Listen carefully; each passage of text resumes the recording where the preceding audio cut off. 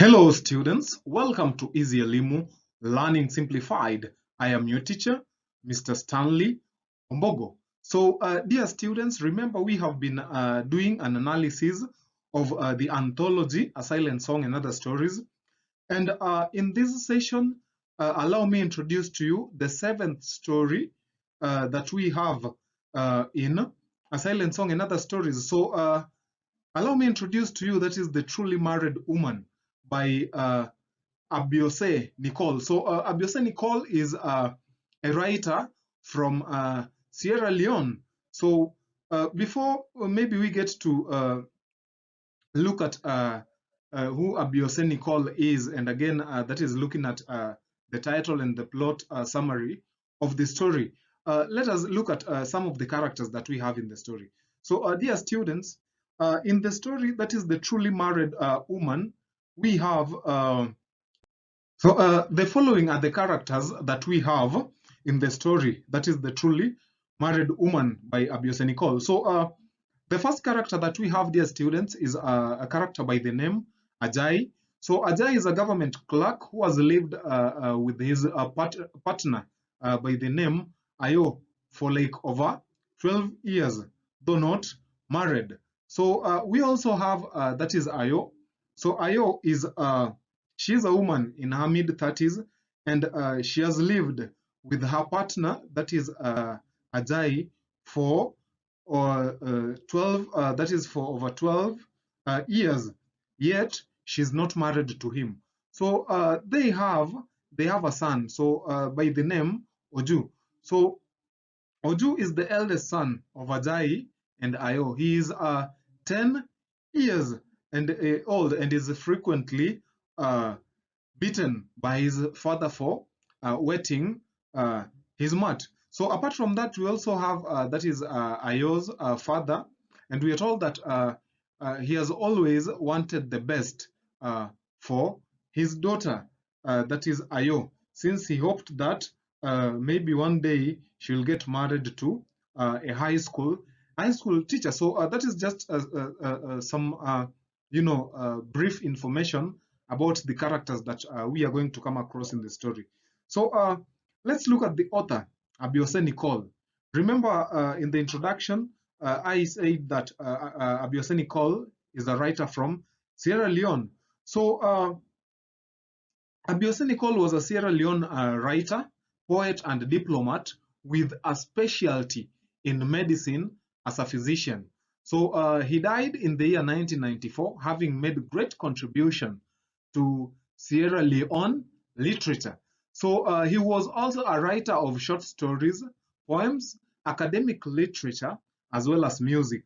So his works include Two African Tales, the first published work of his, and Creative Women, that was his last published work. So that is all we have about Abiose Nicole, who is the author behind The Truly Married Woman. So how about the title? How about the title of the story?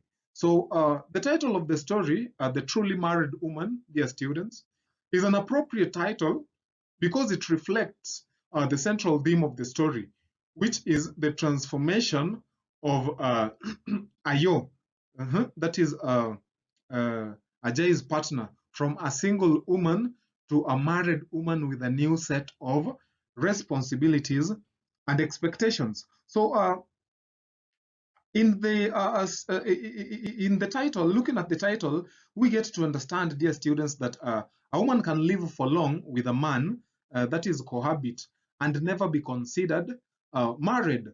So Ayo is not married, yet she has lived with Ajay for 12 good years. So there must be a marriage ceremony, that is a church marriage according to them, that I mean for Ayo to be genuinely married. So again, a truly married woman changes in behaviors. So that is another thing that we also get to learn from the story, that a truly married woman changes in behavior. So she ceases to be beautiful and demands more respect. So Ayo refuses to prepare her husband's morning tea after she is married. So before marriage, she used to perform all the duties without being reminded. But immediately she gets married, she now fails to perform some of the duties. So when we talk about looking at now, that is the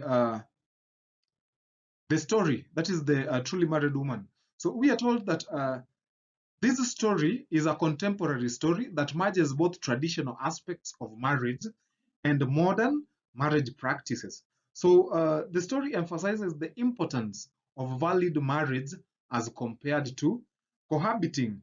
So cohabiting is that is staying, like in this case, Ayo stayed with Ajay for 12 years without being truly married. So we call that cohabiting. So through this emphasis, the writer, however, satirizes marriage as it is not only economically draining, but fails to provide happiness that should come with it. So in the beginning of the story, Ajay and Ajo lived together, even though Ayo had always wanted to be married properly. So while Ayo tries to force Ajay to marry her, indeed, Ajay is hesitant and he feels that marriage involves some wild spending and the ceremony is unnecessarily costly. So this view frustrates Ayo until she admits that it would never happen. Thus, she stops talking him into it. That is, she stops talking Ajay into marriage. So their time together appears relatively amicable as Ayo performs her wifely duties faithfully. They enjoy an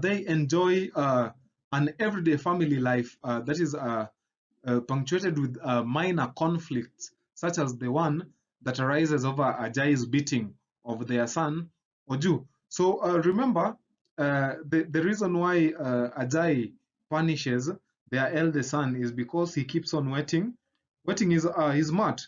So uh,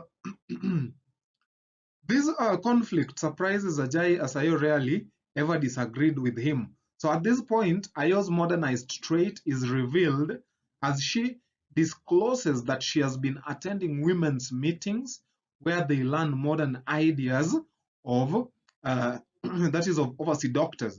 So what again happens is that Ajay spends his day in the office thinking about his revelation, which makes him admire Ayo the more. So as the closing hours approach, Ajay receives an unexpected guest, that is missionaries from World Gospel Crusading Alliance, that is WGCA. So he remembers that he had contacted them with the hope of getting free Bibles, religious pictures, and maybe some magazines.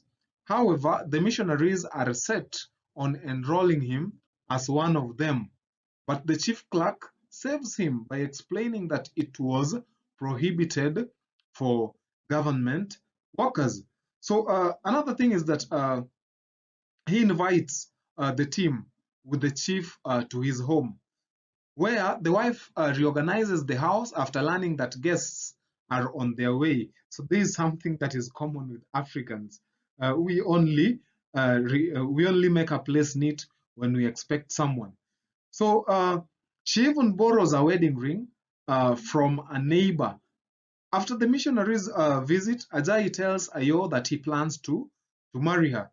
Although she is shocked, Ayo welcomes the marriage and thus starts preparing for it. Ironically, she turns down his sexual advances that evening, arguing that it would be incorrect. So Ayo moves back to her parental home where the traditional marriage uh, preparation practices are carried out. Soon, the church wedding ceremony takes place. So Ayo chooses to dress in a gray dress instead of the traditional white one, as Ajay had wished. The gray dress is symbolic of her impurity since she's already a mother of three. So she also wanted, that is a corset, to ensure she did not look too massive.